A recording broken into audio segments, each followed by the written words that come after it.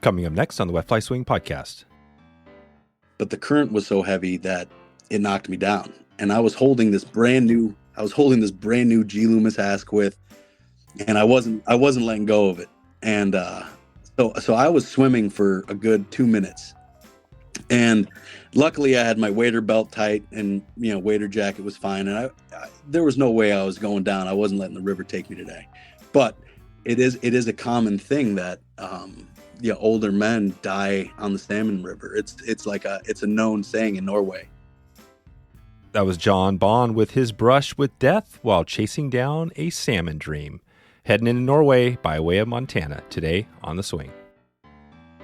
Welcome to the Wet Fly Swing Fly Fishing Show, where you discover tips, tricks, and tools from the leading names in fly fishing today.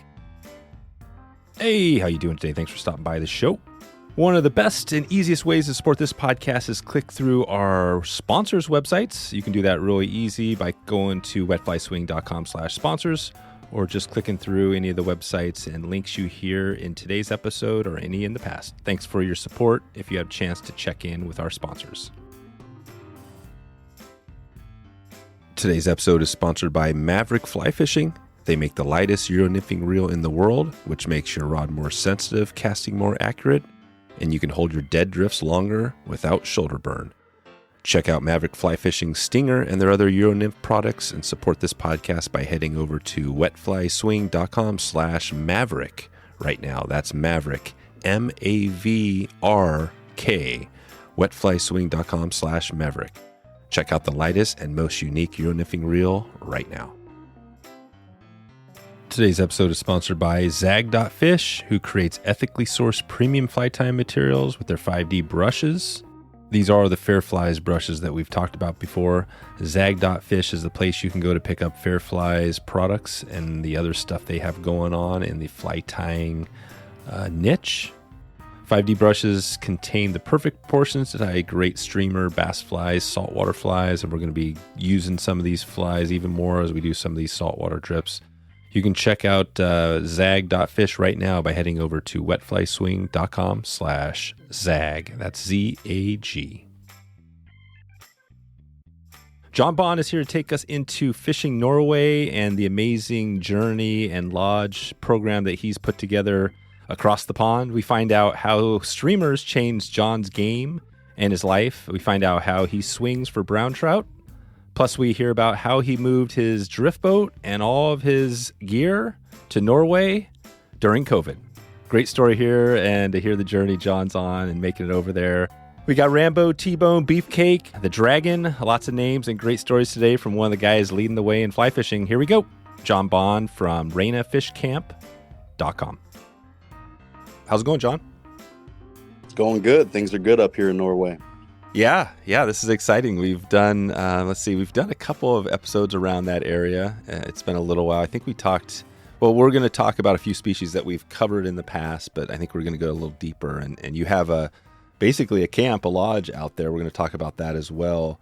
And you've done a lot of fishing in Montana, so you've got both things covered, and we're going to talk about some of the differences there. But take us back really quickly just on fly fishing, how you first got into it, and then how you came to own a Norwegian fly fishing lodge.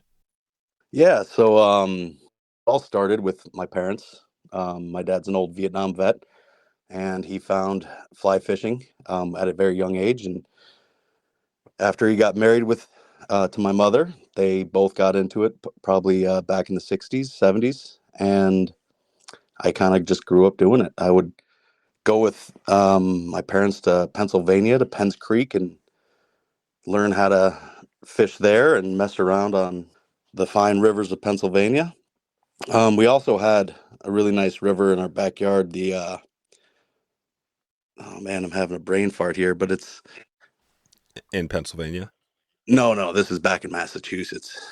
The Deerfield River. It's been a long time since I've been in Massachusetts, but grew up on the Deerfield. Didn't do a ton of fishing there. More of it was when I was 11, 12, 13 back in Pennsylvania. Just family trips on the weekends. And then, doing some fishing up in Maine, taking trips with my family all over the East Coast. Never made it to Montana with my family, but when I was in my early 20s, I decided that Montana was the destination for me. That was kind of the game plan there. So you started out east, or you were in the east, grew up out there, and then how did the Montana thing come where you're like, okay, I want to go to Montana? Was that like you made a trip out there, or you watched something, or how'd that work? No, I mean, pretty much my whole life, my mom and dad talked about Montana. My dad had fly fishing magazines around the house, and he would always talk about Montana, and the fishing out there. And he owned his own business. He owned a small country store, and he worked his ass off like 13-hour days every day. And he would take a 1 week vacation with his friends up to Maine and do some fly fishing way up in the border of Canada. And they call themselves the Nerds, the New England Recreational Drinking Society. And yeah, they would just fish their asses off. And this is, back in the late 70s, 80s, and 90s. And it was one of those things. I got through school and went up to Vermont and was a butcher for a long time up there. And during the summers, I would be a part-time fly fishing guide in Vermont. And it was just, I had a couple friends that fly fished. I mean, this is like early 2000s, mid 2000s, and it was hard for me to find anybody else to fish with. And that was my dreams, like always to have like people to go out with and, fish with. So I was guiding a little bit back in Vermont, and I had this situation where I was selling a fly rod. I was selling a fly rod because I had 4 or 5 weights, and I didn't need to have 4 of them. And I was planning on moving to Montana. I didn't have an actual plan. I didn't have a job. I didn't have a house. It was just like, this is the destination. I'm in my early 20s. All I'm doing is fishing, working, and partying. And, I just want to be able to fish all year. And so I put an ad on Craigslist. This guy came up and sent me a message saying he wanted to buy the rod. I told him I'd sell it to him. That same day, I went to a fly shop and bought a brand new, I think it was a Sage Z-Axis at the time. And then I was like, oh God, now I really need to sell the rod. And so I go and meet up with the dude who wanted the older rod. And I go to sell it to him, and he says, so why are you selling this fly rod? I'm like, I've got this plan to move to Montana, and I'm just downgrading I'm getting rid of the stuff I don't need anymore. And he says, it's funny, I've got 2 sons that live in Bozeman, Montana, and they're around your age. And I was like, oh my, that's crazy. And then, he gave me his son's information, and we started talking through Facebook, and we wound up being good friends. And after a few months, he's sending me messages telling me about the fishing. And he says, hey, guess what? And this is a good friend of mine named Tommy Urell. And at the time, he was like a big fish guy. He fished hard. He was always getting after it. And he says, you know what? We have an apartment, on the second floor of our house that's up for grabs in a couple months. And so I said, dude, I want it. And I started looking around. So I was working at a butcher at like a local organic grocery store in Vermont. And there just happened to be one in Bozeman, Montana. And they've never had an actual butcher. So I filled out the application. They gave me the job. I had 2 weeks to get there. So I got rid of everything I owned. I had just my dog, and I filled up a Jeep Cherokee. And in 2 weeks, I drove to Bozeman, Montana, never being there, not knowing anybody except for this guy, Tommy. And it was like a dream come true. I had an amazing apartment right downtown that was only like $300 a month. Now it would literally be like a $2,000 apartment. I had a job lined up, and it was perfect. I didn't even care what I made as long as I was there. I didn't care about the money. It was just, I could fish before work, I could fish after work, and I was just learning and fishing so much when I got there. It was literally a dream come true for me. And having that guy Tommy as my wingman and the guy to show me around was a great thing, because he was in the middle of his figuring out big fish in Montana. I grew up dry fly fishing, barely any nymphing. I would only like high stick a nymph and maybe high stick woolly buggers for brook trout back east. And I get to Montana, it's like 2010, and everyone's like, these streamers are really working. And I'm like, what the Kelly Gallup set dungeon? What is this? But my first time really streamer fishing was on the Missouri in 2010. And, I throw out I think it was a Sculpzilla. I threw it out there, and they're like, just strip it back really hard, strip it back really hard. And I had a rainbow hit it, bam, hit it like a ton of bricks. And I couldn't believe that's how fish would react to a streamer at that time. And it totally changed everything, for me personally, because it was everything I wanted in a fly fishing situation where they hit it so hard I can barely control it, and it, adrenaline rush, roller coaster. Just thinking about it makes me excited, So that kind of changed my path in fly fishing for a number of years, where I've caught a lot of fish growing up through my childhood, but I always wanted those 24 to 30-inch fish, those bigger fish that were going to make me work for to land them. And I also, just that feeling of, holy shit, I've got a big fish. I don't want this to get away. That adrenaline rush of, that moment of like, make it or break it. Everything counts on the way I handle this bigger fish. And it's, when you hook into those bigger fish, it's like the game changes. They have a lot more power. They can get off a lot easier. They're the ones that call the shots in some situations. And yeah, definitely it's an addictive feeling. Yeah, it is. It is. So I spent, the next 3 or 4 years just focusing on my streamer fishing, especially, being a guy who grew up fishing, wade fishing his whole life, never being in a boat until I moved to Montana. 3 months after I moved to Montana, I bought a boat, and the boat, it was only a $5,000 boat, but that boat was worth more than my $3,000 Jeep Cherokee. That's awesome. So you had a more expensive boat than your vehicle. Yeah. Oh yeah. Well, those are my priorities, and I had a lot of like old gear that was hand-me-down stuff from my folks, and it all worked though. I didn't need fancy stuff to get the job done. It was just about me getting out there. And, slowly I built a quiver of better fishing equipment, but it was more of just like, the lifestyle every day, work was just work. It was a means to get me to the river. After a couple of years of doing that, I got a job as a bartender at the filling station in Bozeman. So I was butchering during the day and bartending at night. So I would work 4 full days, 8 in the morning till 2 or 3 in the morning, very long days. And then I would have 3 days off to fish. And I would usually pick weekdays because the weekends were a little bit busier, and weekdays are just the only people you really got to worry about are the guides.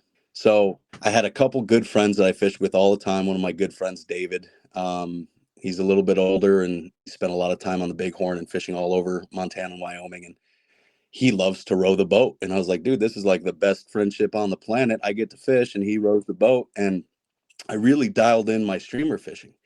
And, one day in particular, I think it was 2013 on the Yellowstone. I was bartending at the filling station every Sunday night. We would do a fly tying night. And, I was fishing the Cheech leech a lot, but I wanted something a little bit beefier, something that pushed more water. Because being back in Bozeman, I fished the Madison, I'd fished, the Jefferson, the Big Hole, but I spent most of my time on the Yellowstone just because I love the river. I love how wild it was. And I had some luck early on the Yellowstone. So it captivated my soul. And so, being on the Yellowstone most of the time, I was tying these flies that were a little bit beefier than the Cheech leech, moved more water, using a lot of marabou, a little bit of flash, and some Arctic fox for the head. And I got really lucky. 2013, it was a muddy day on the river. There was like, 3 different sections of the Yellowstone that were muddied up. So, we had maybe a foot of visibility, and in some places there was less than a foot of visibility. And wasn't, started off the day, didn't catch a lot of fish, but, in the middle of the day, in between the mud plugs, I moved a really big male brown trout. It came up to the surface to eat my fly, but something went wrong. Maybe I was too excited. I set the hook too early, and he was gone. About an hour later, I was fishing my fly a little bit back behind the boat. So I threw it out, on the right side and let it sink down without giving it a lot of action, just kind of letting it swing, while being in the boat and kind of going with the flow of the river. And, I could tell that it was getting deep. I could feel it kind of bumping on the bottom slightly, mending the line slightly forward. So there's a good arch in the fly line, really swinging tight to the river flow. And boom, all of a sudden I thought I hit the bottom, and then it started moving, and it was like 28-inch female brown trout that was just super plump and, really shiny, not a lot of gold to her, but that fish changed, everything for me. I wasn't fishing necessarily super hard. I was just kind of letting the fly do its thing, and this is the fly that I am a signature tire with Umpqua, which is called the Dragon. Before it was called the Beefcake. I'd get out there, I'd drink a couple beers, and I'd be like, Beefcake. Oh, I like the Beefcake. The Beefcake's good. Yeah, it was good. It was really good. Why'd you change it from Beefcake to the Dragon? Or did they do that?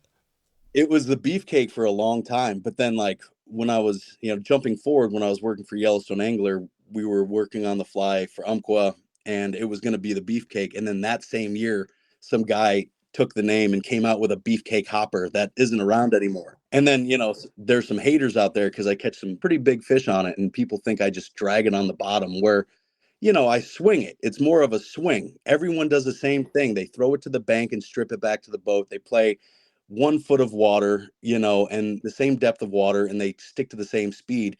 Where if you throw it to the bank and let it swing off the bank, you can play from 5 inches to a foot to 4 feet of the whole bank, and you don't just fish it for 50 feet of the bank. You can fish it for 100 feet of the bank. It stays in the water. It stays in the zone. In my opinion, it's a little more effective. And there's different techniques for different situations, but for the Yellowstone and the big hole, letting it swing off the bank is deadly.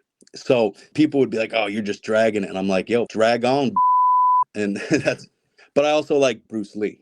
The fly kicks ass, so it's the Dragon. Oh, right, the Dragon. That's right. Well, no, that's good. I want to just summarize that because that's pretty awesome. So, and you talked about swinging because a lot of times we've had Kelly on, talking about. We had other people talking about streamers, right, where we've talked about that, but. Yeah. You don't hear the swinging a lot as much. You know what I mean? It seems like, swinging's the old, all right, maybe that's not the way to do it. But I mean, you find that swinging streamers is an effective way. I'd say 90% of my big fish in Montana are on the swing from the boat. I would fish the Gallatin and I would swing flies there, and it's good. You definitely catch fish doing it.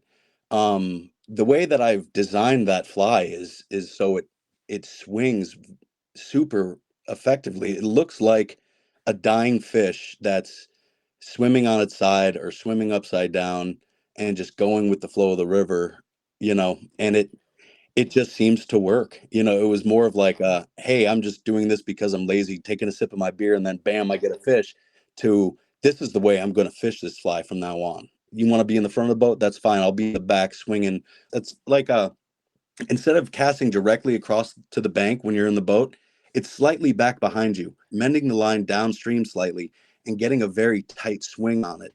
And, being in the boat, it allows you to play the bank for 100 to 1,000 feet. I've been on the big hole where there's a steady long bank with a slight curve to it, and I can play the whole thing on one cast.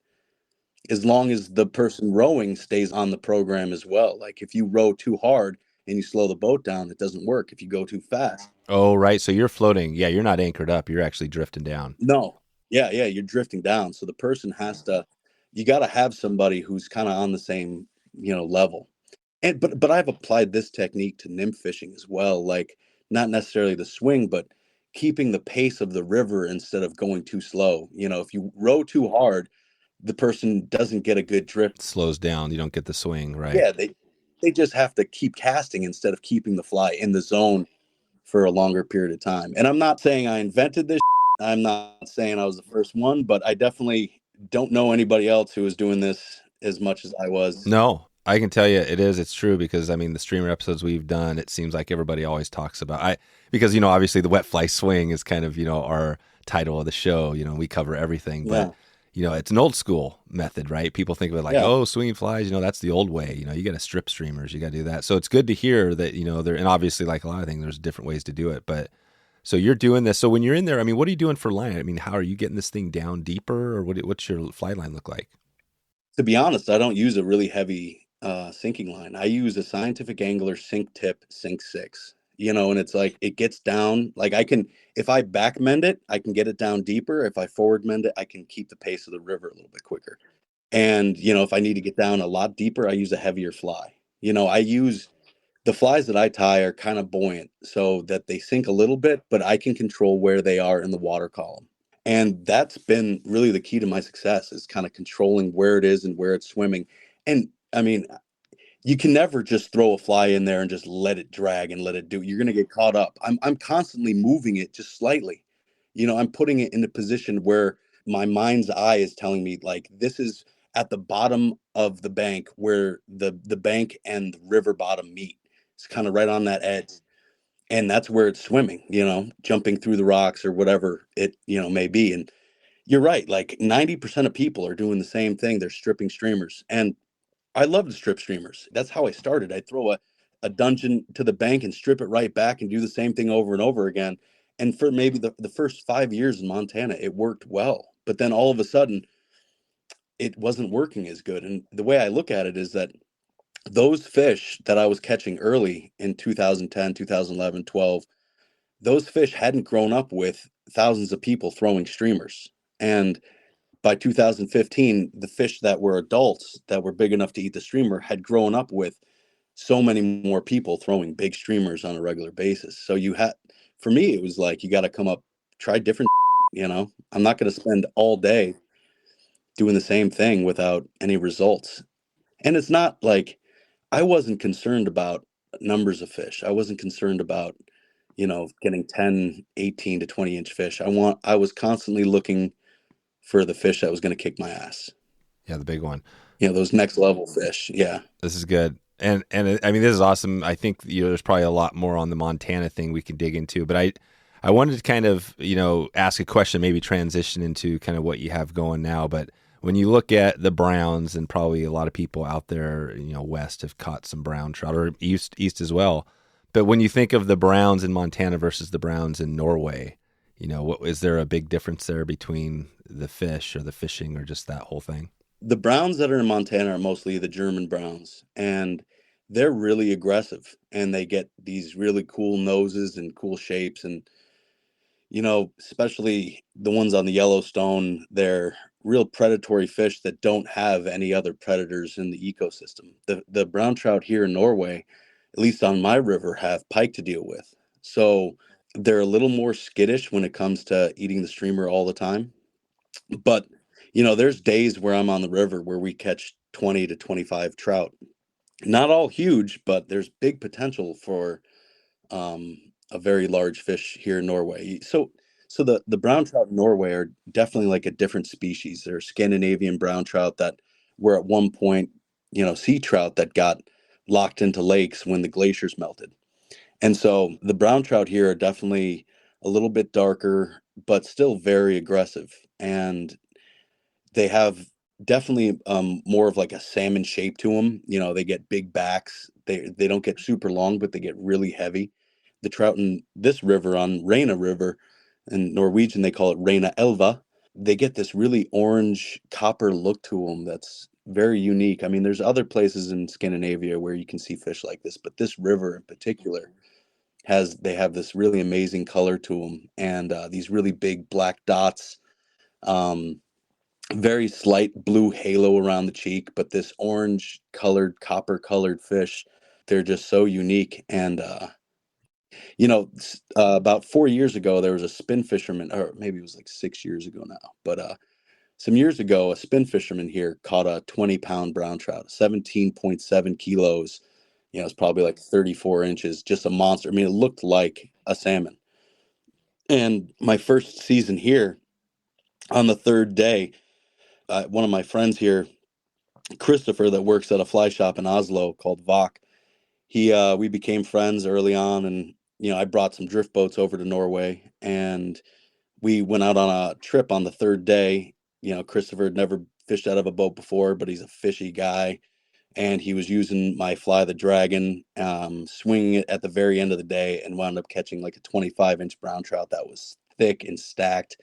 And it kind of rested my heart and my mind, knowing that, I knew that these fish existed in this river system, but to see one in person on my third day of fishing since I moved here was astonishing. So it was a good thing. I got a message from Johnny at Kelly Gallup shop saying, "John, good job. I see why you moved there." But, I miss the trout back in Montana. And, when I was living in Montana, I was young and I could fulfill all my childish fantasies of fishing all the time. And, after some years of working and living in Bozeman, I bought a house in Livingston, Montana. And one of my best friends, James Anderson at Yellowstone Angler, offered me a job guiding because, we fished together all the time. He knows I put my heart into it. James Anderson gave me the best opportunity of my life. And James Anderson's one of the fishiest people I've ever met. And he's super like low key, he's no ego, non-bragging, but he grew up with some of the best fishermen on the planet, his dad being George Anderson. But Jamie's just like, Yep. He's got it. low key. Yeah, he's the man. But he kind of opened the door to my guiding industry, or my guiding life, and showing me the industry, and assisting me with the right moves, and like, yo, you've got a fly here that's killer, you should probably put it into Umpqua before somebody else rips it off, those kind of things. And that, seeing how the fly shop worked and how to be successful. So kind of jumping forward, in 2017 I took a trip with my wife to Norway. My wife's Norwegian, and at that time we had one daughter. And, we came over to Norway to visit her family, but she said, hey, take 2 weeks with one of my friends over here. One of my friends, Jake, was like, hey, I'll show you around Norway. We'll do some fishing, and I'll introduce you to some of the waters here in Norway. And so my first 2 weeks of being in Norway, I got to fish all over the place, but it was late September. And one of the only river systems that were open was the Rena River. So we came here for 5 days, and I brought a couple water masters from Montana to Jake because he wanted some boats over here. And so we floated the Rena River, and I got to know it. And we caught a lot of grayling. We caught a couple small brown trout, but nothing mega, nothing huge. But I saw the Rena Fish Camp, and I met the owner, and he said, we might be selling this in a couple years. And jokingly, I said to him, well, if there was ever a way that I would move from Montana to Norway, it would be to buy the fish camp.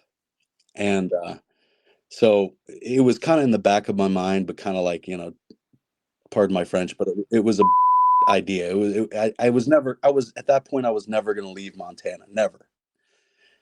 And then in 2019, my wife gets pregnant, and we're going to have another baby girl. So at that point, I started thinking, okay, this isn't all about me anymore. I've got 2 kids to worry about on a fishing guide salary. How long am I going to be able to do this? Montana's getting a little crowded. It's not what it used to be. The guide scene is good, but people get aggressive and nasty when it comes to other people taking their business. And I didn't want it to be about money. That's one thing, like the guide scene in Montana has kind of become like everyone's, they just want to get as many days as they can to make as much money as they can. And then they go to the bar and talk about their clients. And I'm like, this isn't what I signed up for. I want to enjoy my time with these people that I'm trying to teach. And, the end result is making memories and having a good time. So the idea of Norway became even more kind of, palatable. It was one of those things like, I've lived my dream here in Montana. I got to experience everything I wanted to. Not everything, but I got to live my dream. And it was more of like there's nobody else guiding in Norway, like really, really guiding. No kidding. Well, there's some salmon guides, and then there's a couple, my buddy Martin, he's a guide here on the Rena River. He works for us, but also does his own independent thing. He's great. This other guy, Tore, that lives about an hour away in Elverum. That's another Norwegian town. He's very good and skilled, and I'm sure there's some other guides, but a lot of people come to Norway for the salmon fishing. Today's episode is sponsored by Country Financial. The fires in the Northwest and throughout the West in the last few years have been devastating for thousands of people. Some folks have lost their homes, their belongings, and their sense of safety has all been challenged. This is why insurance and protecting your assets are so critical. Dalton at Country Financial is here, and he was on the front lines during the fires, handing out checks to Country Financial community members, providing drinks, food, and more. And each time Dalton meets up with a client, he does an extensive review of their current assets and coverage. This is his opportunity to really decide and let you know what you need to make educated decisions for your insurance needs. This is a super critical piece, and Roy loves it. He loves getting out in the rural community, connecting with people, loves the outdoors, fishing, hunting, everything that goes with it. And so I'm excited to be sharing Country Financial and Dalton with you. The unexpected will happen, so it's always best to make sure your assets and life are protected. You can head over to wetflyswing.com/country right now to get started. That's COUNTRY. Check out Dalton and support this podcast and a great local company right now. Yeah, that's the first thing when you hear Norway. Like for me, I was like, okay, Atlantic salmon. I know there's obviously browns and grayling, but I mean, I think that is the first thing. Like, let's go Atlantic salmon fishing, right? Yeah, and no doubt, Norway has probably the best Atlantic salmon fishing in the world. And that was another bonus for me to move here. It's like, all right, I've been doing trout my whole life, and I'll have a little window every season to get out and do some salmon fishing, which is just a big bonus. Have you gone for those guys yet?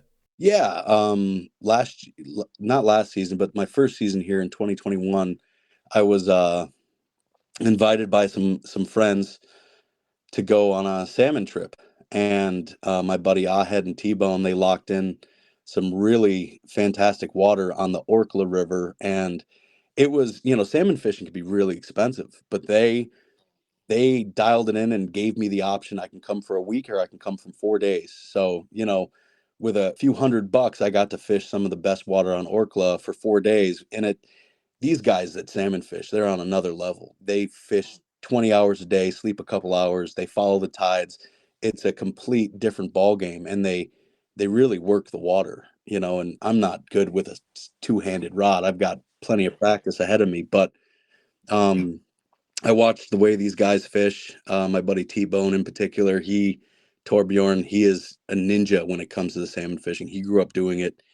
So he walked me through the basics, and I watched him, and I missed my first 4 fish by trout setting. You'd feel the tickle of the fly, and then I just lift the rod, and that's not what you're supposed to do. What are you supposed to do when you get a little tickle? You're supposed to let them eat it. You keep the rod down, and you let them eat it. You let them run. So don't do anything. Don't do anything. Some people will hold a loop, like they'll have a little bit of running line, they'll hold a loop and they'll let it go.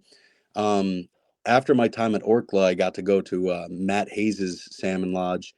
It's called Winsnes, and it's some of the best water in Norway. It was a complete luck of the draw situation. And he taught me a lot. And there I hooked 2 fish and landed 1. But I also I fell in the river twice. And one time I almost died. But I was lucky enough to land one of the fish, and it was based on everything that they taught me. And I finally got the muscle memory to dull down a little bit, and I let the fish eat it. And so I felt the tickle. I let go of the line, and I just let it run. And then after about 50 seconds of it running, I lifted very hard and really stuck the hook into its mouth. And it was, it was midsummer's night, so it was the longest day of the year. It was midnight, and I fought the fish for 30 minutes easily. And Matt Hayes and his father-in-law and this other guy this guy's probably the best salmon fisherman I ever met. His name's Rambo. I forgot his real name. He's like a Norwegian friggin' SWAT team guy. He's a police officer. He works for the SWAT. His nickname's Rambo. And, I called him hey, I got my first fish. Get down here and help me land it. I look through the bushes. The dude is running through the friggin' thick Norwegian grass with a net like it's a friggin' machine gun, running so fast to come help me with this fish. And, these guys have been living on this river, seen salmon, 30, 40, 50 pounds. And they look at my fish and they say, John, this fish is kicking your ass.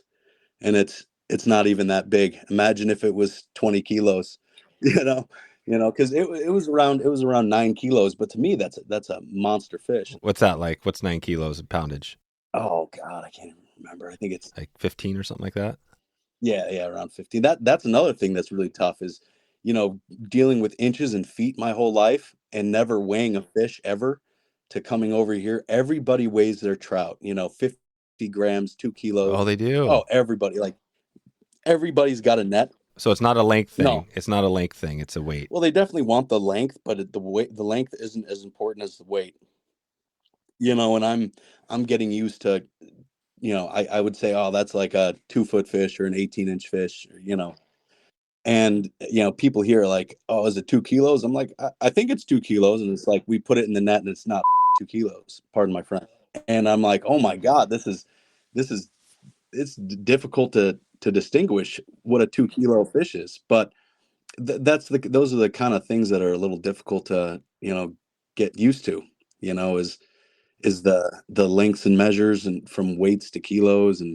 But the salmon fishing's fun. I would like to do more of it, but that's the tough thing with running this lodge is our lodge is, it's not a typical American lodge. It's definitely like a European kind of thing where, we have, 6 studio apartment kind of things, where we have a full living area, private bathroom, and like a mini kitchenette in each of the apartments.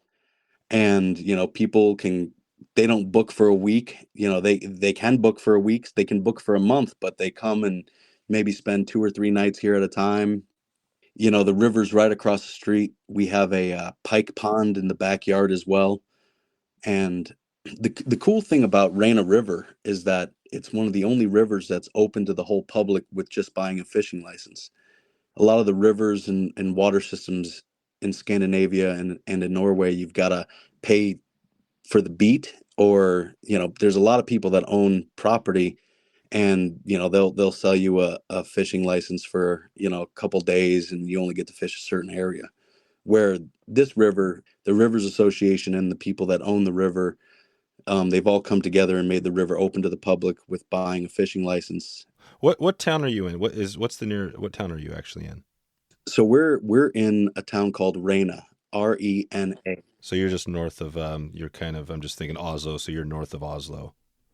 Yeah, so we're about 2.5 hours north of Oslo. Actually, the town that we're in is called Deset, but the closest actual town is Rena.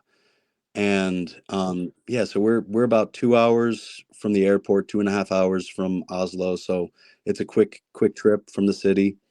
Our river, there's a 1,000-foot deep lake right above our river where there's, it's a tailwater. So the dam holds back a lot of cold, really cold, deep water. The lake never freezes over. It's, it's hard to explain how big it is, but in Montana terms, there's a lake there called Canyon Ferry. It's a little bit bigger than Canyon Ferry, which is, I think it's like 40 miles long, but it's only about 3 miles wide or something like that. It's a glacier-made lake, and it's super deep, very cold, never freezes. And the river that comes from the lake is Rena, and it's about 9 miles long.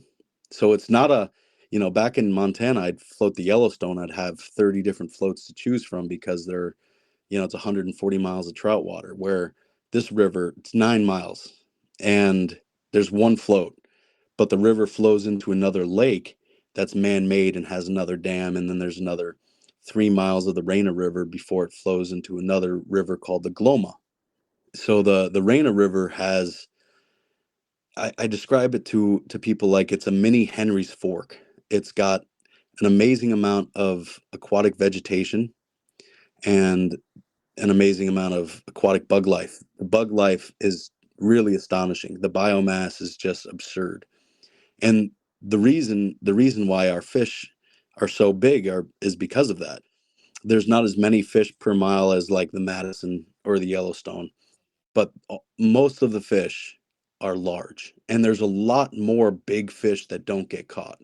This river gets busy, and it's well known, and there's legendary fishermen that come here from Sweden, Denmark, all over the place. But when people are like, oh, the river was busy, I laugh at it because it's it's not busy at all compared to Montana. Like I would guide in Yellowstone Park or on the Madison, and it's a complete boat show all day, every day, where here there's like 4 or 5 places that are, really popular, and you'll see people there. But I'd say 90% of the rest of the river is not occupied. And I float the river every day. I'm the only one with drift boats in all of Scandinavia. And I'm the only one seeing how many people are really on the river every day. And it's always the same thing. There's just a few people, there's people in the same spots. So you have a drift boat. That's your game up there in Norway. You're floating, drifting the river. Yeah. Yeah. Yes. To kind of touch back on us moving here. We made the decision after we had our second child, and, just doing what's best for the family, my wife being closer to her family and giving my kids a cool opportunity to grow up in another country. And Norway's super friendly, and, everyone lives a pretty healthy lifestyle. There's not much crime.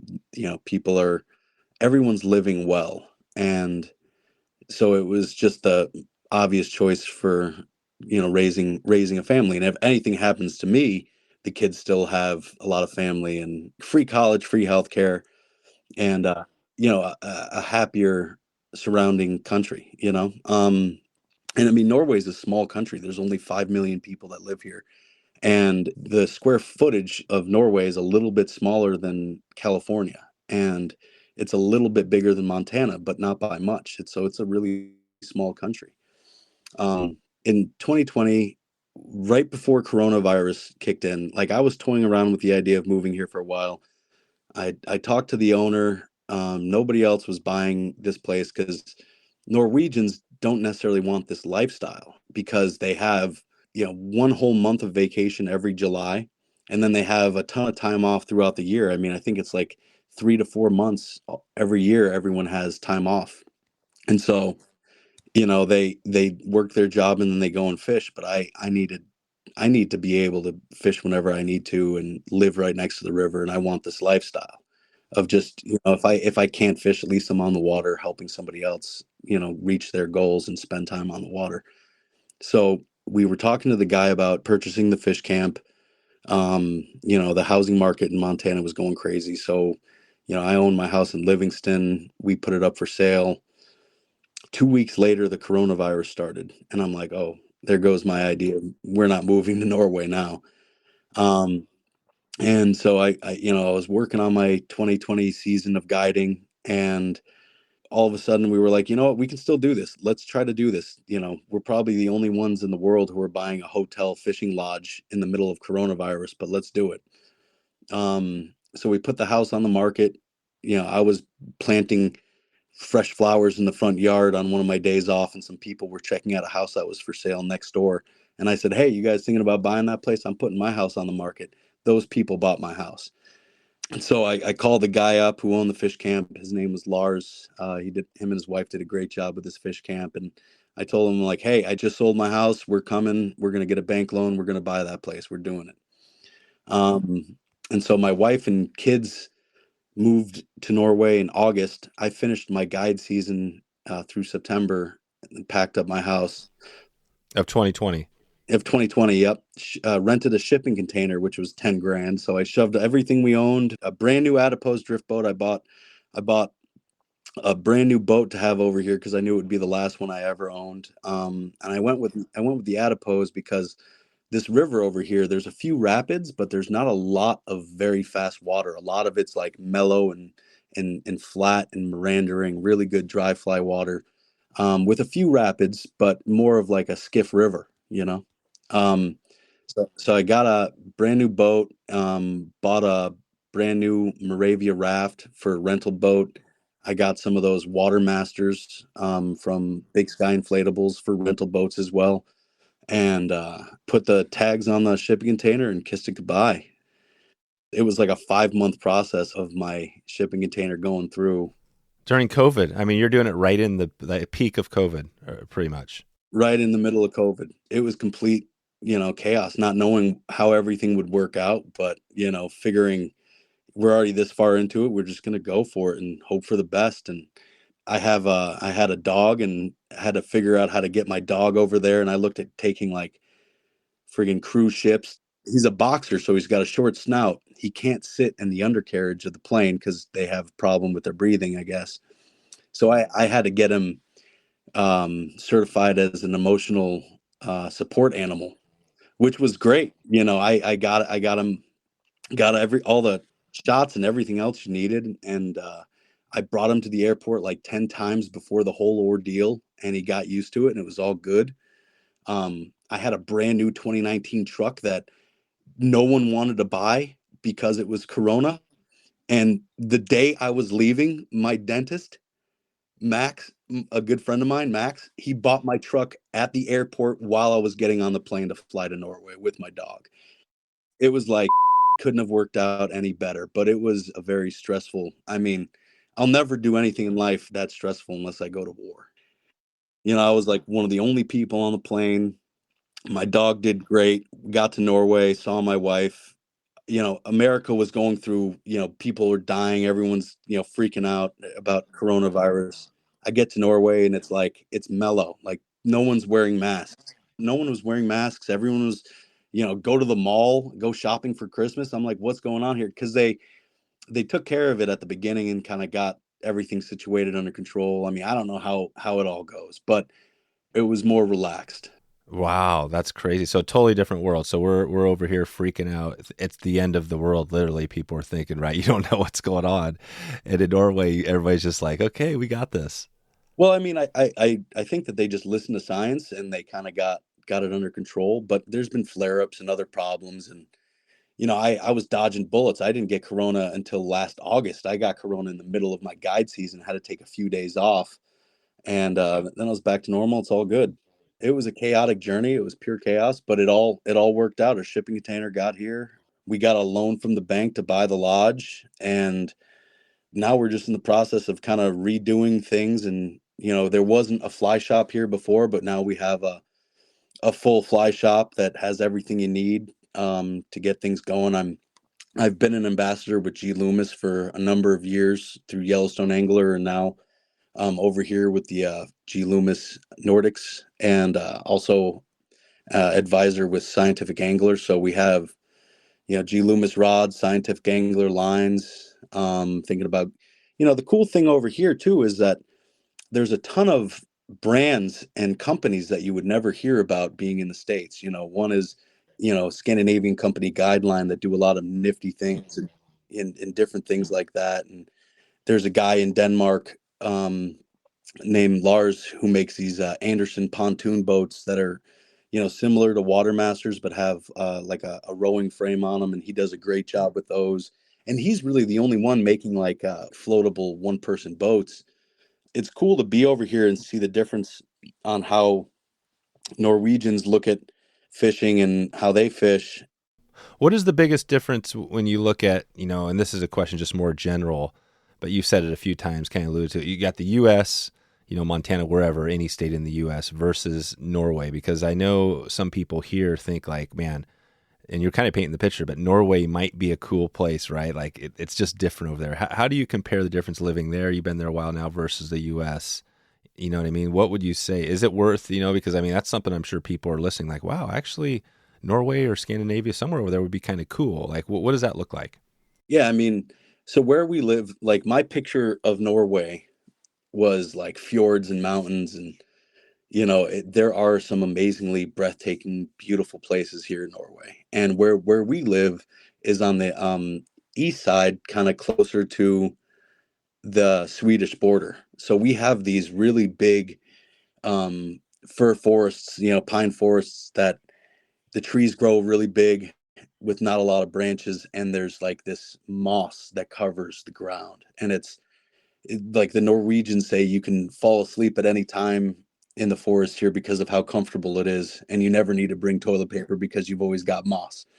And Norwegians are very outdoorsy. They love to go and hike the mountains, and they love to go and walk the rivers, and um, that's one of the really cool things. But Norway, where we live, is really beautiful. It's not like the fjord destinations, but we have last year we had like 5 different groups of Americans come, and we had 2 different groups of Australians and people from Denmark and Sweden and France and Italy, Canada. And I mean, it's amazing. We had people from South Africa. It's amazing the amount of different clients that we have come here, and their skill levels and the way that they fish are all different. Norwegians spend a lot of time, they don't rush into a situation. from what I've seen, I'd say 90% of them really observe the water, they observe the fish feeding, they take their time and they focus on that one cast. They are fine sitting down, having a cup of coffee, grilling a hot dog, and watching the river until they see those fish start to rise. And they are ninjas. They will hide behind bushes, be totally silent. You won't even see them and you'll walk up on them. Then they'll make this perfect snake roll spay style cast with a dry fly.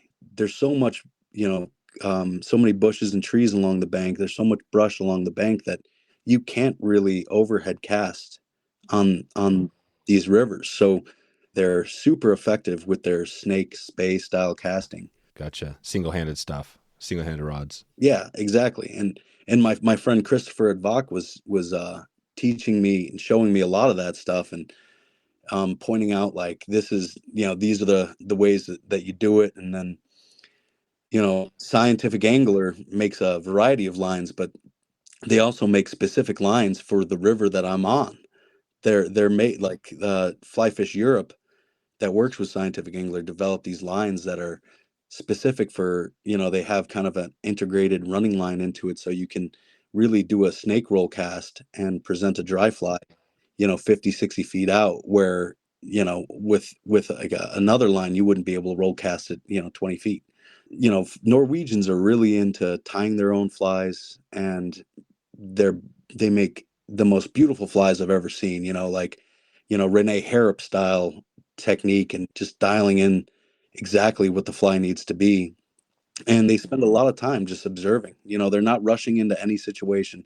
They're not in a rush to catch 100 fish. They're looking for one perfect fish. And that's another reason, like I kind of knew that going into it, moving here. And that was kind of a big selling point on moving to Norway, is that, forget the rush to catch 100 fish. It's not about how many. It's going back to the basics of just enjoying the water and being there for that moment and connecting with one perfect fish.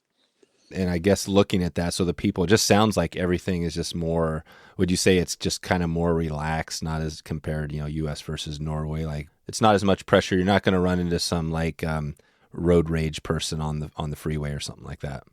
No, never. I've had 100 situations like that in the States. Here, it's not like that at all. Everyone's relaxed. Everyone's really nice. Why do you think that is, John? It's kind of interesting because I wonder about that. Like the U.S. has a lot of great people, right? Is it just a numbers thing where there's just going to be, because there's a 300 million people? No.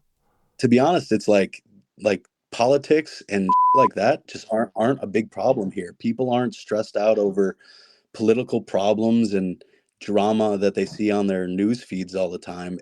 People have time to relax. Their healthcare system plays a part in it. You don't have to, like, you break your ankle, you don't have to worry about getting healthcare. Like, it's just there, And you have time off, and you have lots of time off. You're not stressed or pressured. Yeah, lots of time off to relax. They understand that you need that in life. Maternity leave for husbands and wives here is fantastic. And the work pressure isn't there as well. Like it's hard to get fired over here from a job, once you have a job, you kind of have it. That can be a good or bad thing when it comes to the job thing, but people are just more relaxed and nice. And they understand, like, if you pull out in the parking lot at a grocery store the wrong way, they're not going to beep at you. They understand, okay, it just takes a second. It's all good. The weather here, it's very similar to Norway or to Montana, but it's so where we are is like the same latitude as Anchorage, Alaska. So we're right below the Arctic Circle. We don't have, I shouldn't say it's the same as Montana. Montana is a sunny, beautiful place with blue skies, 130 or 300 days a year. Here, it's definitely a little bit more overcast, a bunch more rain. We've got 3 feet of snow outside right now. And, there's a lot of moisture in the air. When it's cold out, you'll see ice crystals floating around like it's friggin' Christmas, story or something like that. But it's, there's definitely a very long spring and a very long fall, and the sun bright and sunny, humid. But typically there's not a lot of wind, which is nice coming from Livingston, Montana. There's definitely days where it rains all day, but not very heavy. But then there's times where last year in particular, I had a day guiding where I had to pump out my boat 4 times because there was like 5 inches of water. Oh, wow. So you get some rain. Oh yeah, it can drop an amazing amount of rain, but that's, it's typical. It's Norway. The West Coast gets more rain than where we are here on the East Coast because, as I said, we're about an hour away from the Swedish border. And we live in a very unique area. It's close to the city, but it's more of everyone in Norway has like their house and then their cabin.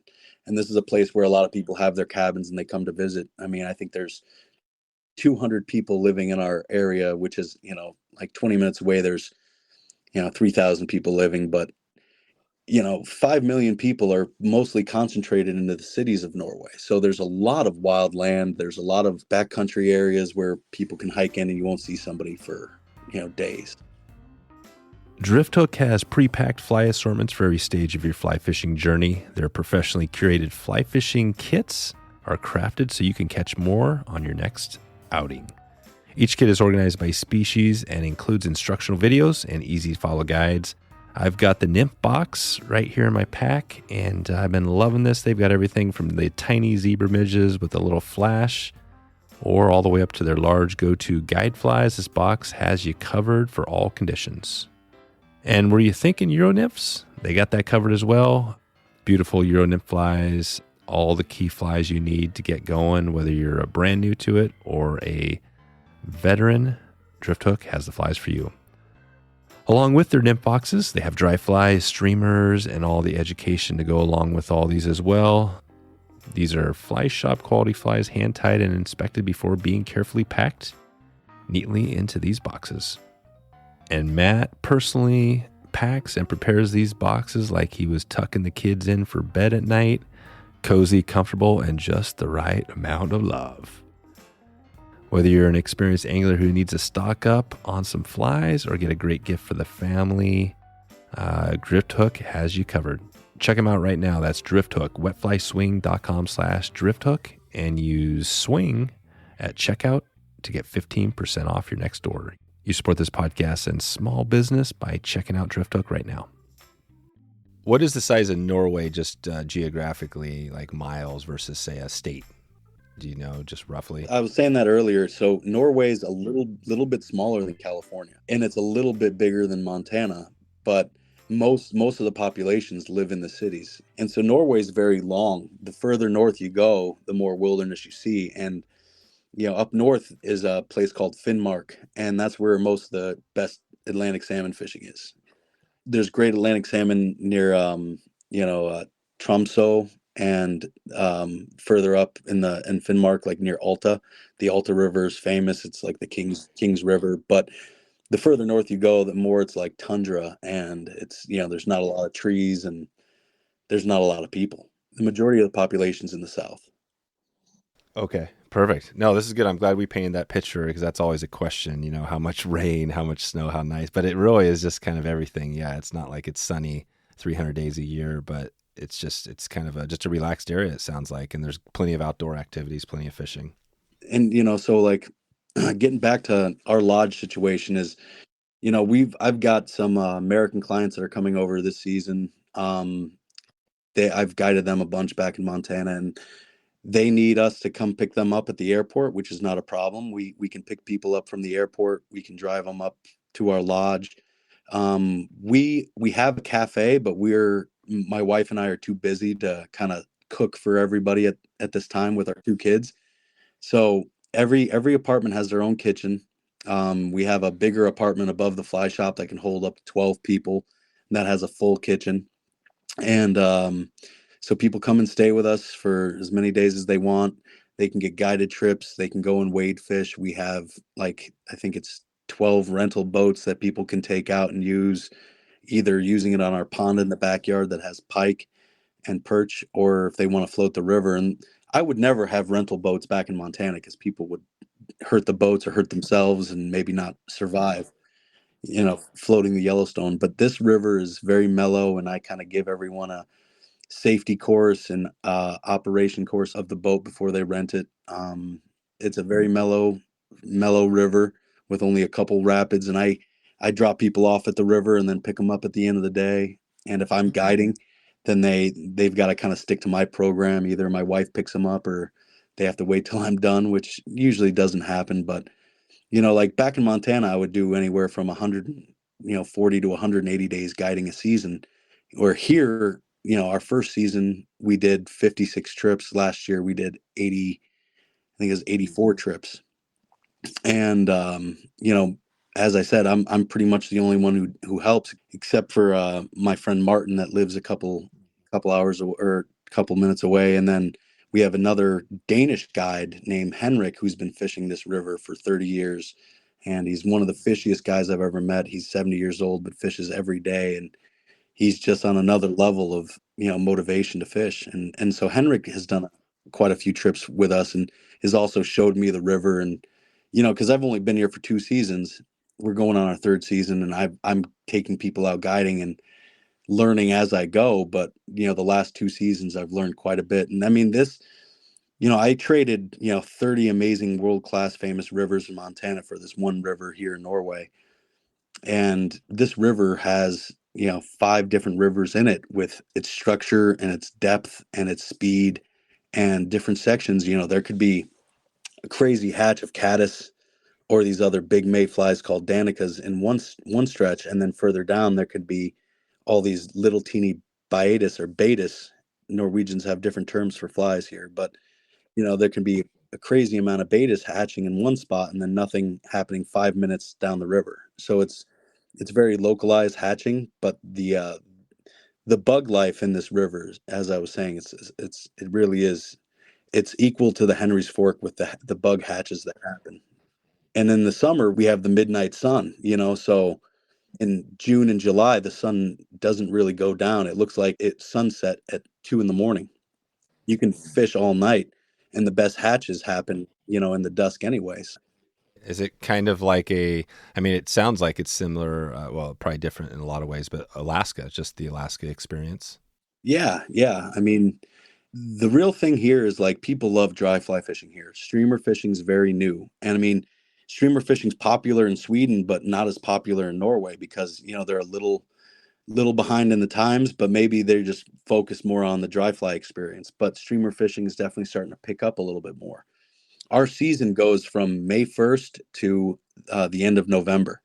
And trout season in our river ends September 15th, but you're still allowed to catch grayling from the 15th until September 15th until the end of November. And there's like barely any Norwegians that come for grayling fishing after September anyway. But so the river really slows down. The top 3 kilometers of our river are fly fish only. And the whole river is no barbs.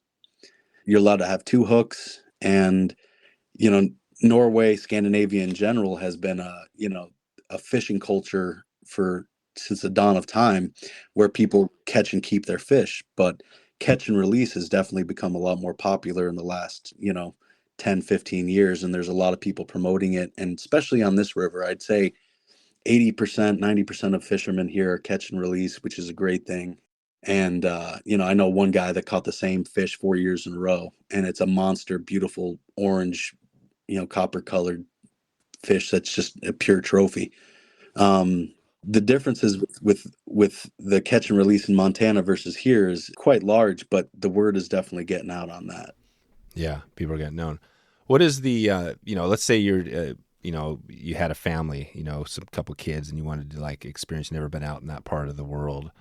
Would that be pretty easy to put together? Say, hey, we're going to hit you up, go grab one of your cabins. You got a couple of kids, go there, stay in the deal, maybe get a day of fishing, then go check out Norway. Would that be a pretty cool trip for a family thing? Absolutely. I'd say, 50% of the people that are coming here just for that. Last year we had a couple groups that came to Norway just to fish, but there's a lot of people that are coming here to experience the whole thing and want to do a little fly fishing on the side. And that's not a problem. It's really easy to get to us. Certain times of the year, it's a little bit harder to get one of the apartments from us because they do book up, but I'd say there's always some sort of availability. Is June and July, is that the best time to, if you wanted to get nice, warm, whatever, sunny weather, is that kind of the time, or could it be? Yeah. Yeah, our prime time is definitely like the middle of June through the middle of August, and the best time for dry fly fishing. I mean, we have 22 different types of mayflies hatching between the middle of May through the middle of August or the middle of July. And then these big stoneflies start to hatch here, which I'll get into later. But yeah, the prime time is definitely, middle of June through the end of July. And, it's a great jump off point because we're really close to Oslo and the airport. So a lot of people either visit us at the beginning of their trip or the end of their trip. And, like it doesn't take long to drive from the East Coast to the West Coast of Norway. It's like, about 6 hours. So in one day you can get from the airport to our lodge and then spend 1 or 2 days fishing and then go visit a fjord. I was going to say, what are the other attractions there? So if you were doing the sightseeing or just kind of experiencing Norway, what would be the things people were doing? Oh yeah, driving to the West Coast, like checking out Bergen and then driving north from there. And you could drive along the West Coast highway and see 400 waterfalls and these mega fjords with granite cliffs that are 1,000 feet high and then drop straight down to this like beautiful teal blue water that's the fjords. And you can see like these like little dolphins and seals, and there's a variety of things. And then you can also do some sea trout fishing. The Norwegians are, and that's free for anybody. You don't need to buy a fishing license to do any sea trout fishing. You just see some ocean shoreline or some fjord. Oh, you can just go for it. Yeah, just go for it. And I mean, a black woolly bugger or a pink shrimp will get the job done. Can you camp out there? Is that like, could you just go do some like... Yeah. Yeah. Norway's got this rule called every man's right. And you can literally like you would get shot in Montana or in Texas, but you can camp reasonably on somebody's property as long as it's not in their garden. Those are like the rules. Every man's right. You can access the ocean from anyone's property. The thing is with Norwegians is the common sense and the respect level is so much higher. They're not going to do anything shady or stupid on your property. I'm sure there's a few bad seeds out there, but it's a common sense and respect thing that like, every man's got the right to go in the woods and camp and enjoy nature. It's one of those things that it's understood and well respected in the realm of like, hey, we're going to camp on, right next to the river, but you're not going to see us or hear us or anything like that. So, there's a lot of hiking, a lot of camping. Norwegians love the mountains and the high mountain lakes. There's a lot of high mountain lakes here. I mean, if you look at Norway as a whole, they have so much water. It's just mind-boggling. And pike fishing isn't that popular here, but it's getting more and more popular. But the pike fishing here is insane. I mean, I've got a pike pond in the backyard, and there's 10, 15 pound pike right in the backyard. And in the river, you can catch a 13-kilo pike, which is, over 20 pounds. And there's a lot of potential for different species when it comes to, predator species and ocean fishing as well, besides the trout and the salmon. But, our river, people come from all over to our river just to catch grayling because the Arctic Norwegian grayling are beautiful and have this fin that's like red and purple. And there's a lot of Polish and Czech and, Swedish and Danish people that just come here for the grayling. They would rather not catch trout. They just want grayling. And so, our grayling populations are very large. Like if you find one grayling rising, guaranteed there's 4 or 5 more. And they're definitely in pods where the trout are a little more spread out. But it's one of those things you never know what you're going to get unless you're really focused and you know what to look for. Because you can see the difference between a trout and a grayling feeding quite easily if you're used to it. If you know what to look for. Yeah, what is the difference between a trout and a grayling feeding on the dries? The grayling definitely like they come up like a dolphin. They are a little more splashy. If your eyes are right, you can see their red fin. But it can be tricky. It can be tricky because the trout in this river, as I was saying, they have this orange copper look to them, but sometimes underwater they look red, like bright red. I'll share some photos with you if that works. But the fish get this really amazing color, and sometimes the water here is so clear. I mean, it's a darker river, so it's like got this.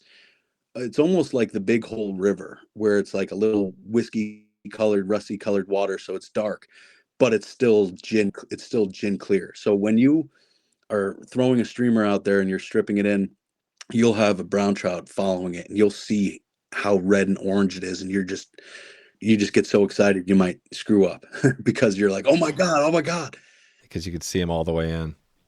Yeah, you can see them from 100 feet out chasing your fly. But the real difference with the way that the trout eat here, they're very sippy. Like you can barely see their mouth. And a couple things that some of the better fishermen here on the river have taught me is that the smaller the rings, the bigger the fish can be on this river. So if you see a fish barely sipping, like barely eating, it can be a 2-foot fish easily. It can be a 2 kilo fish that, like last year in particular, I was fishing under this log jam, a cast that, Norwegians love the impossible cast, the impossible fish. And I've definitely embraced it a little bit more being here, and trying to find the most difficult fish to catch is the way to do it. And so I was working this fish underneath a log jam, and it was barely coming up. And the Montana side of me would have been like, oh, that's fish, I don't even care about it.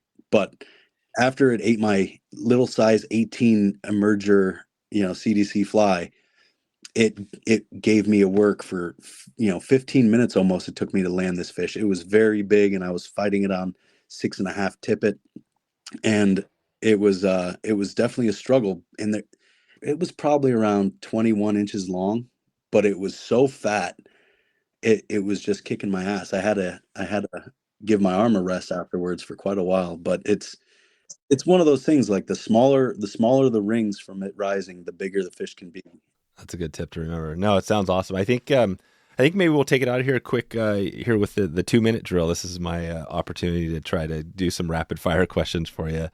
Yeah, let's jump into this. So basically, I think you've painted the picture today of what we're looking at. It sounds like, one of those places like you have to get to. Or do you see, as far as your, clientele now or into the future, do you see more kind of U.S. folks heading out that way? It seems like it seems pretty easy to get there. Do you think you'll see more of that as you move forward? Absolutely. The real problem before was Americans and foreigners not having a destination where, they can kind of figure everything out, have everything kind of splayed out for you on a even keel, as in like you can get some guiding. We'll take you out in the drift boat. We'll show you what it is. Because a lot of Norwegian guiding is like, hey, I'll take you out on a guided trip, and they're going to fish too. They'll put you in the right position, but they're going to fish as well. Where I do it like I just row the boat and assist and teach and show you everything you need to know to get to the level you want to be at. My main focus is having a great time and teaching you as much as you can, and the fish are just a big bonus. But yeah, we've got multiple American groups coming this year that have contacted us through our website, renafishcamp.com, and all the information's there in English. That was another thing, is that there's not a lot of information in English about the fly fishing in Norway, and we've made it more universal. And another thing I meant to talk about earlier is all Norwegians can speak English. Like, they love the American culture. They love Americans. It's like a second language to them. I haven't run into anybody who can't understand me or speak English. And my Norwegian is getting there, but the problem is everyone likes to practice their their English with me, so I have a hard time learning Norwegian. Even though both my daughters have lived here for a short time, they both speak full Norwegian as well as English. Kids are smart. That's awesome. You mentioned earlier about the almost died experience when you were swimming in the river. Is that a long story? Could you give us a little snippet on that? Yeah. So I was fishing this stretch of river on the Gaula River, and I was by myself. And the day before I fished it, it was fine. It was no problem. That night, it rained a ton in the mountains, and the river was swollen twice as big as it was the day before. But this is like my 5 or 6 days of salmon fishing that I might only ever get. And I'm fishing some of the best water on the planet, but I'm doing it by myself. And so I get out there, I'm wade fishing. The river's coming up a little bit, but it's a pretty mellow river bottom. I've been wade fishing since I was 7 years old. But the boulders are huge. You can't see the bottom of the river. You take a step and the boulder's up to your waist, so you trip on it. And so I'm just so excited about potentially catching a salmon, and I had 4 of them kick my ass already. I lost 4 fish, and I was ready to seal the deal. And so the first time it happened, the river was up really big, and I was wade fishing a little further out than I should have been. And, I'm not efficient with the spay rod. I'm just winging it out there, hoping for the best. And so you start at the top and you work your way down.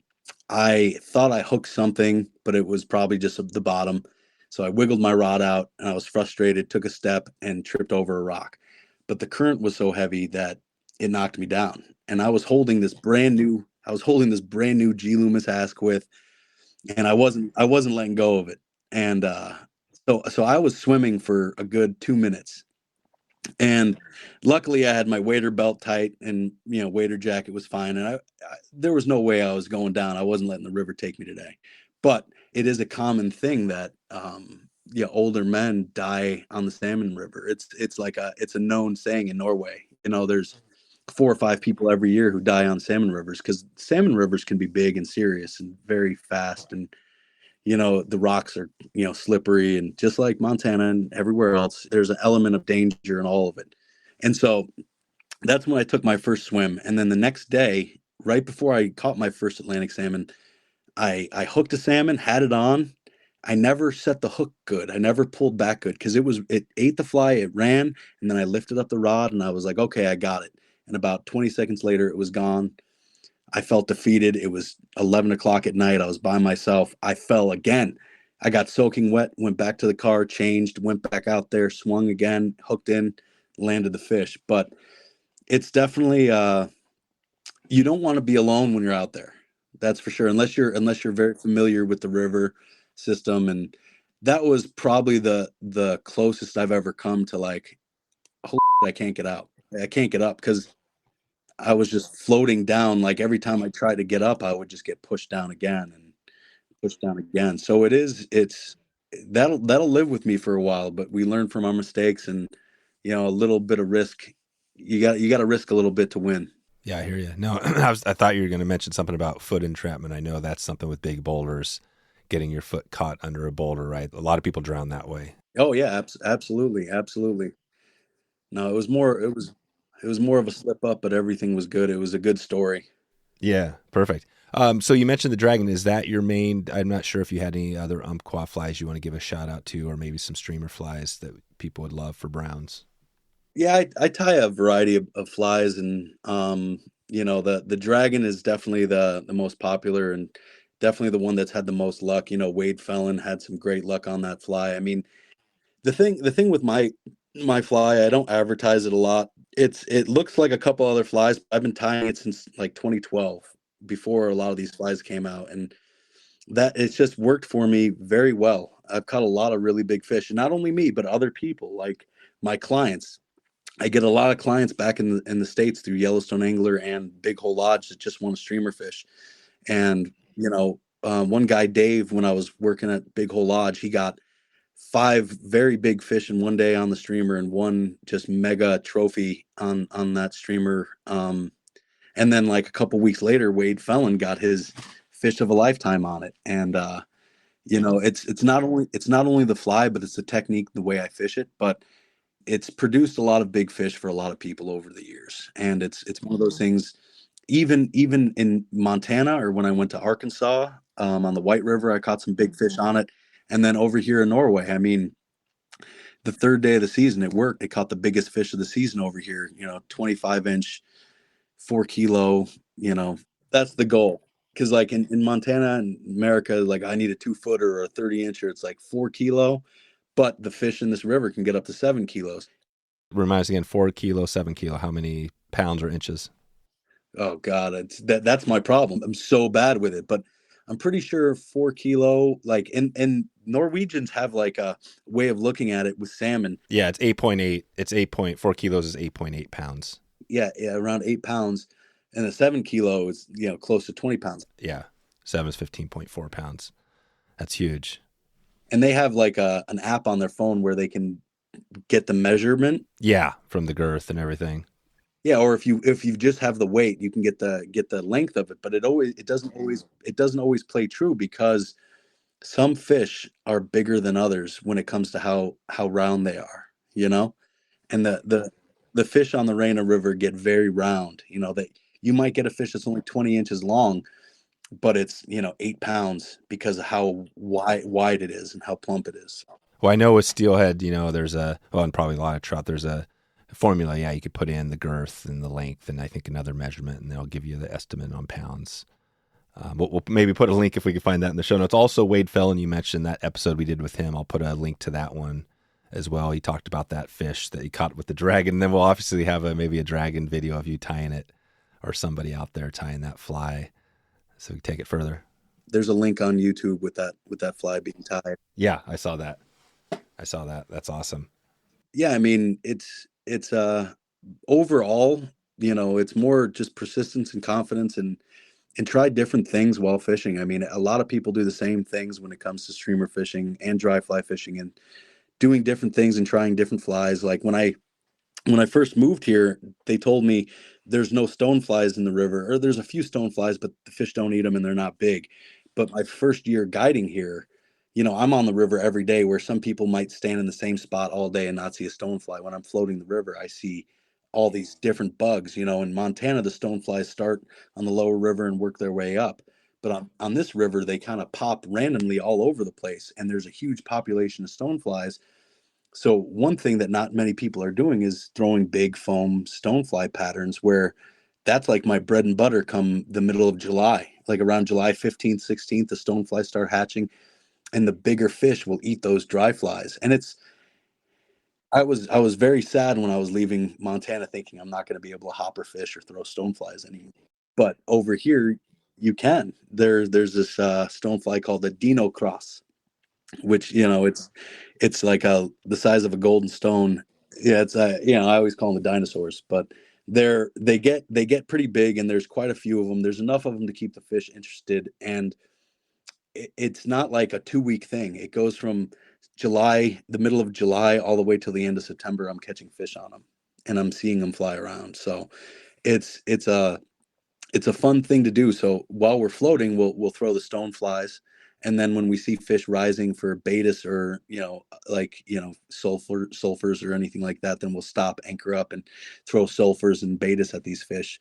But while we're on the cruise, while we're on the move, we're throwing big stone flies and slamming them down and stripping them a little bit and giving that drift. But it's for Norwegians, it's a totally new experience, and they love it. It's like, I didn't think fish would eat something like this, where when they do get a fish, we're throwing 3x fluorocarbon on these big stone flies, and you can really, it's the only way to get a fish that's over, as you'd say, 4 kilos in Norway on a dry fly. Not the only way, but it's easier than fighting a fish on a size 16 baetis with 5x tippet. Right on. I was just searching up some flies there, and I tracked down our episode with Erland Nielsen, who was on in episode 286. He's up there. He's a Euro nymphing. He's on their team, right? Erland? Yeah, I've heard of him. Yeah. So he's we did a good little summary. So that was our other the last Norway episode over 100 episodes ago. But no, this has been great, John. I think you've definitely painted a picture of a place that, I think I'd like to go to. I think a lot of people would. It sounds like an amazing spot.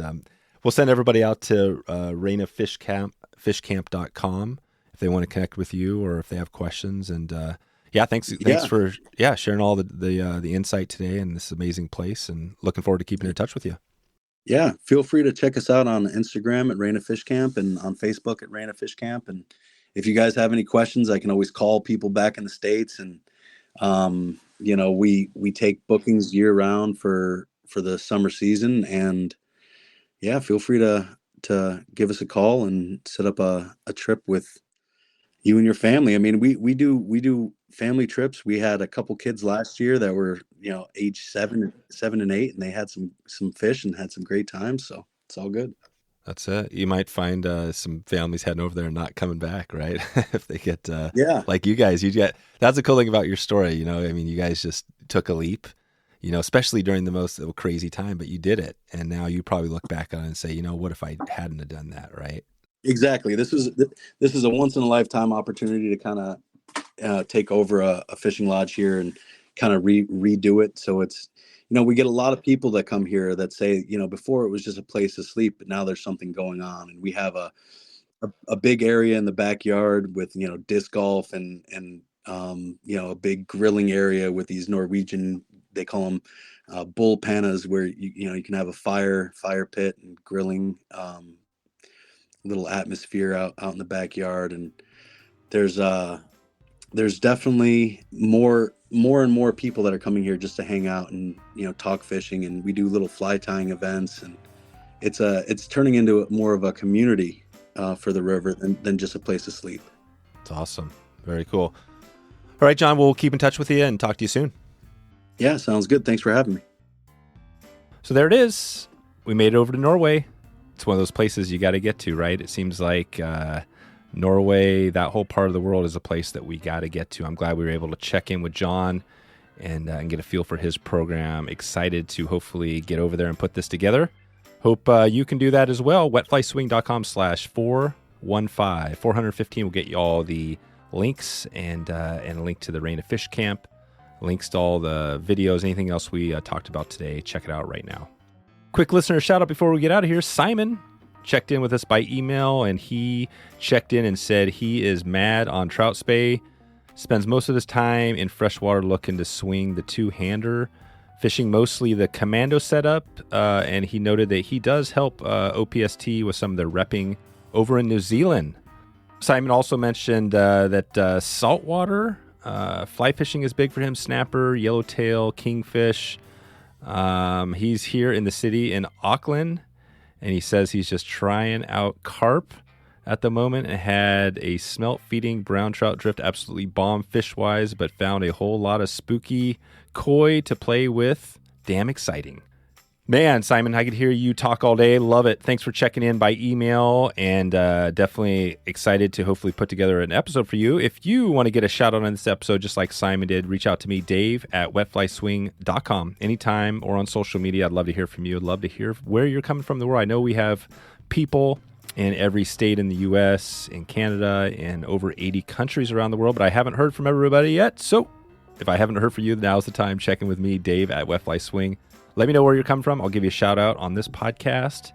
And more importantly, I just love to make a connection if we haven't talked yet. That's the best way to do it. Since it's not that easy through the podcast, send me an email. Let's do this. We're just wrapping up a big giveaway, the Euro School. We just finished up the Euro giveaway, and we are still getting ready to fill a few slots for this giveaway. If it's still open right now as I speak, you can send me an email again, Dave at wetflyswing. And make a note in the subject line, just say Euro Nymphing School. This is the big trip. If you want to get a slot, this is your chance. We got a limited number of spaces. I'm going to be headed over there to two of the great rivers in not only eastern Idaho, but in the west, in the country. We're going to be fishing for not only Euro nymphing and getting the techniques down from one of the best, but we're also going to be digging into whatever else meets us out there, including some dries. If we get a little dry action on one of the great dry fly rivers in the country, we're gonna have some flies in our satchel to get ready for this one. So that's what we got going next week. We're getting turned right around. We're doing another giveaway for a trip to the Stillwater School. We're heading up to BC. We're heading way up to BC, way up north to one of the great places, one of the great lodges. And you check in with me, Dave at wetflyswing.com. if you want to get a feel, get a chance to win this giveaway as well, and get a taste of remote British Columbia and the Stillwater School with Phil Roy. He's going to be leading the way at this school. As always, Phil is our guru on the Stillwaters. If this is next week, you can check it out right now, wetflyswing.com/giveaway. Giveaway will get you to that link. If you're hearing this right now, a week after the fact, and it's open, you can enter for that right now, get a chance to win a trip up there and all the gear we have in this prize pack. That would be amazing. All right, I'm getting out of here. I hope you are having a good afternoon. I hope you're having a good evening or good morning, wherever in the world you are right now, and I look forward to catching you on the water or catching up with you online. Thanks for listening to the Wet Fly Swing Fly Fishing Show. For notes and links from this episode, visit wetflyswing.com.